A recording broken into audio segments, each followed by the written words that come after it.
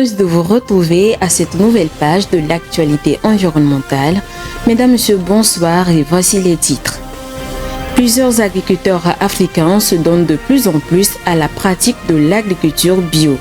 Dans ce journal, nous irons à la découverte d'un jeune entrepreneur agricole togolais qui fait de l'agriculture écologique dans sa ferme.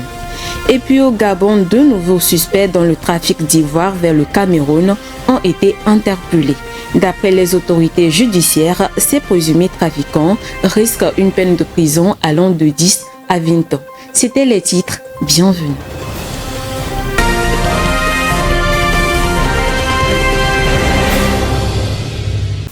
Germain Avougba, un jeune entrepreneur togolais, s'est lancé dans la pratique de l'agriculture écologique depuis quelques années avec l'utilisation des engrais organiques. Ces initiatives entrepreneuriales dans le domaine de l'agriculture bio permettent d'avoir une santé saine et contribuent à la protection de l'environnement. Suivant. La gestion des déchets est un défi majeur dans les grandes villes des pays en voie de développement. Ainsi, la valorisation des déchets organiques en compost permet de réduire la pollution et fournir un engrais naturel à l'agriculture locale. Nous sommes ici dans la ferme d'Enigban, dans la commune de la V1. Monsieur Germain Avougba, agriculteur écologiste et propriétaire de cette ferme, a compris depuis quelques années l'importance de pratiquer une agriculture saine qui ne détruit pas les sols.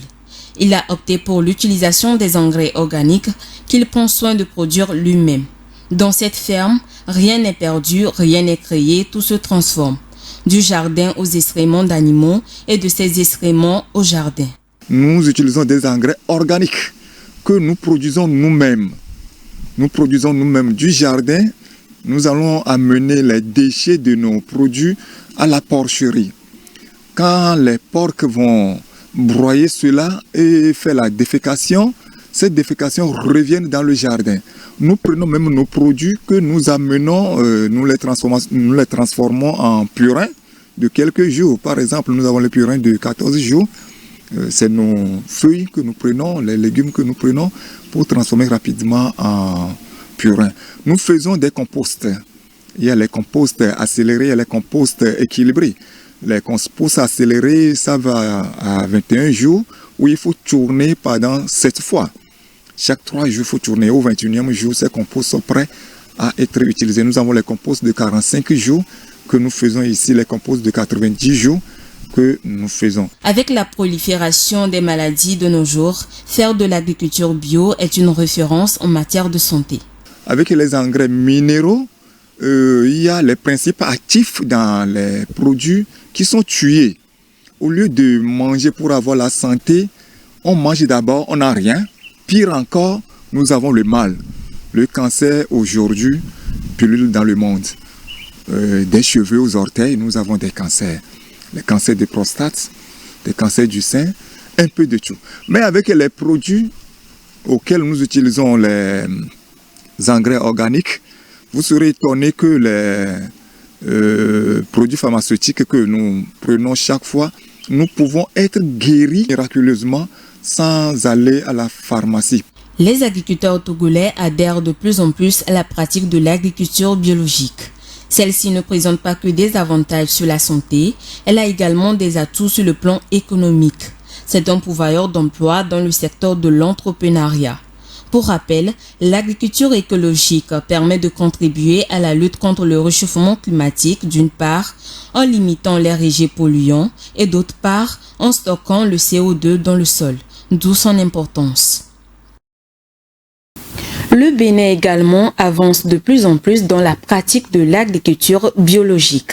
Ainsi, l'Association des ingénieurs de l'Université d'Abomey-Calavi promeut l'agriculture à base du compost. Cette initiative permet de limiter l'usage des intrants chimiques et la consommation des produits agricoles plus sains. Plus de détails dans ce commentaire.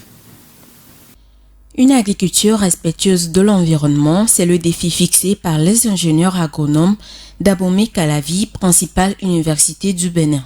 Organisés en association, ces agronomes veulent promouvoir l'agriculture biologique sans l'usage des produits chimiques. Ils fabriquent des engrais naturels à base de compost formé de terre et enrichi de produits de décomposition tels que le fumier, ce qui donne un influent bien plus efficace que les autres produits utilisés. Cet influent a été choisi par les chercheurs pour sa richesse en matière minérale. De plus, il est issu du traitement des déchets biodégradables et du mixage avec de l'eau. Le mélange est réalisé grâce à un appareil appelé digesteur. Selon ces ingénieurs agricoles, cet engrais est 10 fois plus riche que l'engrais NPK, utilisé souvent sur de grandes surfaces cultivables. L'agriculture biologique se développe de plus en plus au Bénin, surtout dans le domaine du maraîchage. Plusieurs spécialistes de l'environnement et de l'agriculture réfléchissent à de nouvelles stratégies pour réduire l'utilisation des intrants chimiques et favoriser ainsi la consommation bio. Toujours au Bénin, le gouvernement et la société de services publics Omilaye lancent conjointement la campagne promotionnelle « Un ménage, un robinet ». Une initiative pour améliorer l'approvisionnement en eau potable des populations de 8 départements. En moyenne, 20 000 branchements sociaux seront réalisés en zone rurale dans le cadre de cette initiative. Alessandra Adekambi. Le gouvernement du Bénin et la société privée Omilaye mettront en œuvre la campagne promotionnelle « Un ménage, un robinet » sur l'ensemble du territoire béninois. L'opération lancée en juillet dernier vise à réaliser 20 000 branchements sociaux par an pour les ménages à faible revenu sur une période de 4 ans. Omilaye commencera la campagne dans le département de Borgo. La campagne de la société de services publics détenue à Eranov, Vernier, Hydro et Oudouma permettra de soutenir l'ambition du gouvernement béninois de réaliser 200 000 branchements sociaux d'ici à 2030 pour améliorer l'approvisionnement en eau potable de 9,2 millions de Béninois. Outre la desserte en eau potable, les bénéficiaires diront adieu aux maladies hydriques et la déscolarisation prématurée des filles au profit des tâches domestiques comme la recherche de l'eau. Dans la foulée du lancement de la campagne « Un ménage, un robinet », des bassins de 25 litres ont été distribués par la société Omilaye aux fontaines. Avec cette initiative, le gouvernement béninois et la société privée Omilaye espèrent un environnement sain et le bien-être des populations. Le lion, roi de la savane comme il est qualifié, voit sa vie en danger. Depuis quelques années, les lions des parcs nationaux du Kenya vivent dans des écosystèmes en déclin. La course contre la montre est lancée pour sauver les lions de ce pays de la Corne de l'Afrique. Viva Samana nous en parle dans ce commentaire. Les lions des parcs nationaux du Kenya vivent dans un écosystème en décadence. Des conflits avec les hommes, les incendies des forêts et le changement climatique constituent des menaces à la vie des lions. À l'occasion de la Journée mondiale du lion, célébrée le 10 août depuis 2013, les défenseurs de l'environnement au Kenya soulignent la nécessité de lutter contre la perte d'habitat et les conflits entre les humains et la faune sauvage. Il y a 100 ans, on estimait qu'il y avait environ 200 millions en Afrique. Aujourd'hui, on peut dire qu'il y en a 20 000 dans tout le continent. Ici au Kenya, ils sont 2500, ce n'est rien du tout. Pendant toutes ces années, l'habitat de ces animaux a diminué. Ils ont perdu 90% de leur territoire dans toute l'Afrique. Le Fonds mondial de la protection des animaux a révélé que la récente sécheresse qui a sévi au Kenya a causé la mort des milliers d'animaux sauvages dans les écosystèmes en déclin. Cette perte de végétation amène quelques lions restants à chasser le bétail, ce qui entraîne des conflits avec les hommes.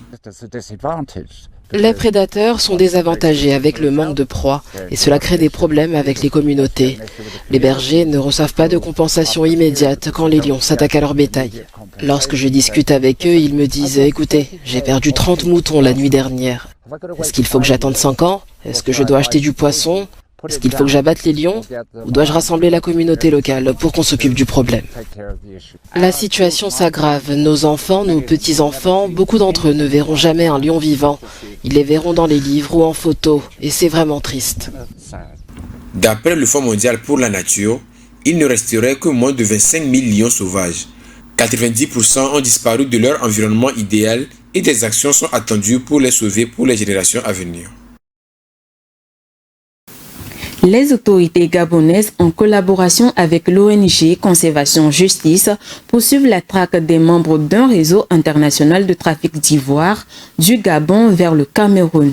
5 autres présumés trafiquants ont été interpellés dans différentes localités. Les présumés trafiquants risquent une peine de prison allant de 10 à 20 ans puisqu'il s'agit d'un réseau transnational organisé en une association de malfaiteurs. Alessandra Descambi. Les enquêtes visant le démantèlement d'un réseau international de trafic d'ivoire du Gabon vers le Cameroun se poursuivent. Un trafiquant est suspecté de récupérer des ivoires de la province de l'Ogooué-Ivendo et du Haut-Ogooué. 4 autres personnes ont été interpellées entre Makikou et Onkoundia. Ces présumés trafiquants auraient reconnu certains faits. L'utilisation de véhicules pick-up avec compartiment secret sous la berne se confirme et cette méthode facilite le transport de l'ivoire vers le Cameroun. Le total saisi des ivoires au cours de ces opérations est constitué de 120 kg d'ivoire, 18 diminutions de chasse de calibre 458, près de 2 millions de francs CFA en espèces, des substances illicites, ainsi qu'une carte de séjour expirée appartenant à un célèbre trafiquant d'ivoire camerounais. En tant que réseau organisé de type pyramidal, plusieurs coordonnateurs locaux semblent collaborer avec des braconniers dont ils financent les activités et rachètent les ivoires. Les personnes arrêtées risquent une peine de prison allant jusqu'à 10 ans, voire 20 ans, puisqu'il s'agit d'un réseau transnational organisé à une association de malfaiteurs. La région du Grand Ouest de la France fait objet d'un projet d'envergure de captage du dioxyde de carbone. Initié par 4 grandes entreprises industrielles européennes, ce projet dénommé GeoCO2 vise le transport et l'exportation de 4 millions de tonnes par an de dioxyde de carbone en 2050. Toutes ces actions viennent en complément de celles déjà exécutées dans la lutte contre le réchauffement climatique. Viva Samana nous fait le point. Un projet d'envergure de captage du CO2 sur des sites du Grand Ouest à destination des zones de stockage géologique permanent est annoncé par 4 grandes entreprises industrielles. Total Energy, Heidelberg Materials, Lafarge et Loist veulent par ce projet dénommé GoCO2 accélérer la décarbonation des sites industriels du Grand Ouest de la France. Ce projet vient en complément des actions pour éviter et réduire les émissions de dioxyde de carbone. Il est soutenu par la région des Pays de la Loire et le grand port maritime de Nantes-Saint-Nazaire. Il vise l'acheminement du CO2 par la canalisation jusqu'au terminal d'export maritime de Saint-Nazaire à destination des zones de stockage géologique permanent pour une capacité estimée à 2,6 millions de tonnes par an à l'horizon 2030 d'après les porteurs du projet. Selon les industriels, ce projet de décarbonation est le plus important de la région ouest de l'Hexagone. À terme, il pourrait transporter et exporter jusqu'à 4 millions de tonnes par an de CO2 en 2050, soit plus de 75% des émissions industrielles du Grand Ouest de la France à cet horizon. Les mesures d'élimination du dioxyde de carbone ont longtemps été marginalisées et minimisées, mais désormais, cela constitue un outil indispensable dans la lutte contre le changement climatique selon le groupe d'experts intergouvernemental sur l'évolution du climat GIEC. D'après son dernier rapport de l'année 2022, le GIEC affirme qu'il ne suffirait pas de réduire les émissions de gaz à effet de serre pour tenir les objectifs de l'accord de Paris d'ici 2050. Il semble urgent de retirer le CO2 de l'atmosphère pour freiner l'élan du réchauffement climatique en pleine accélération. Au Japon, 1,33 million d'eau usée issue de la centrale accidentée de Fukushima sera rejetée en mer d'ici fin août. Le projet a obtenu un feu vert de l'Agence internationale de l'énergie atomique après plusieurs études et rapports techniques. Le gouvernement assure que cette eau est sans danger sur la santé. Cependant, ce projet suscite des inquiétudes des pêcheurs japonais et des pays voisins. Rafitou Mbiriko. Le gouvernement japonais prévoit de rejeter 1,33 million d'eau issue de la centrale accidentée de Fukushima en mer d'ici fin août. Le projet est porté par la compagnie d'électricité de Tokyo. Repoussé depuis 2018, ce projet a finalement obtenu l'autorisation de l'Agence internationale de l'énergie atomique en juillet dernier, après 2 ans d'enquête, 5 missions sur le terrain et 6 rapports techniques. L'organisation avait conclu que ces rejets d'eau en mer étaient conformes aux normes de sûreté de l'agence et qu'ils n'auraient qu'un impact négligeable sur la population et l'environnement, en ouvrant ainsi officiellement la voie à la réalisation du projet. Malgré cette autorisation de l'Agence internationale de l'énergie atomique, cette mesure suscite des vives inquiétudes des pêcheurs japonais ainsi que les pays voisins de l'archipel nippon. TEPCO envisage un rejet dans l'océan de 500 000 litres par jour minimum avec une dilution pour réduire le niveau de radioactivité de l'eau tritiée. Mais avant de rejeter l'eau à la mer, il est important de parvenir à la débarrasser de ces substances radioactives.